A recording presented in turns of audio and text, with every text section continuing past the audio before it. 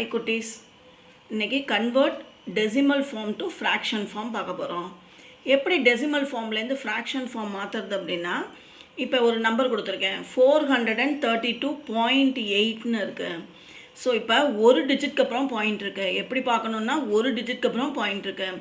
அப்போ ஒரு டிஜிட்க்கு அப்புறம் பாயிண்ட் இருந்துச்சு அப்படின்னா என்ன செய்யணும்னா ஒரு ஜீரோன்னு ஞாபகம் வச்சுக்கோங்க. ஒரு டிஜிட்க்கு அப்புறம் பாயிண்ட் இருந்தால் ஒரு ஜீரோ, அப்போ 10ஆல் டிவைட் பண்ணணும். இதே இது 2 டிஜிட்க்கு அப்புறம் பாயிண்ட் இருக்குன்னு வச்சுக்கோங்க.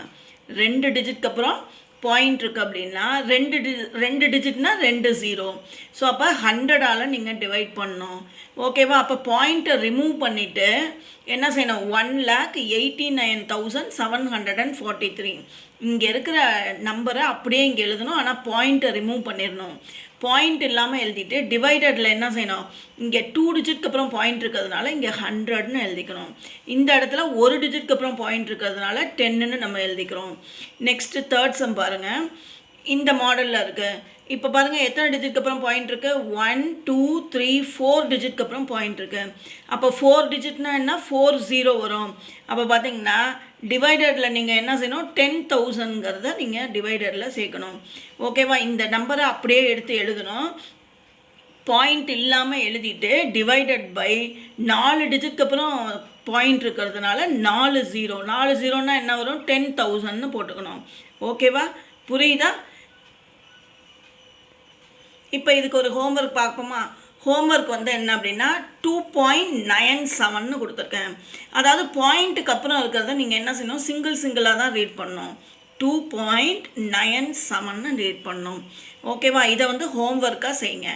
நெக்ஸ்ட்டு என்ன பார்க்க போகிறோம் அப்படின்னா, இப்போ டெசிமல் டு ஃப்ராக்ஷன் பார்த்தோமா, நெக்ஸ்ட்டு வந்து ஃப்ராக்ஷன் டு டெசிமல் ஃபார்ம் பார்க்க போகிறோம். இப்போ பாருங்கள், ஃப்ராக்ஷன் டு டெசிமல் ஃபார்ம் பார்க்க போகிறோம். இப்போ ஃப்ராக்ஷன் டு, இப்போ ஃப்ராக்ஷனில் கொடுத்துருக்காங்க. ஃப்ராக்ஷன் அப்படின்னா என்ன, நியூமரேட்டரில் நம்பர் இருக்கும், டினாமினேட்டரில் நம்பர் இருக்கும். அதாவது மேலே இந்த இது வந்து என்ன, நியூமரேட்டர், இது வந்து டினாமினேட்டர்.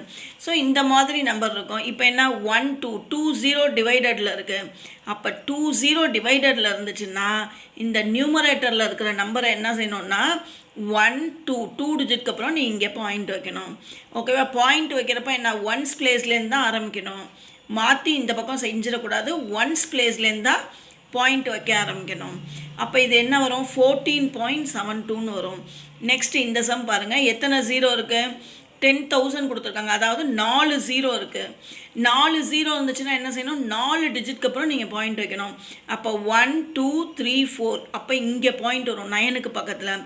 அப்போ 9.432ன்னு எழுதணும். 9.432ன்னு எழுதணும்.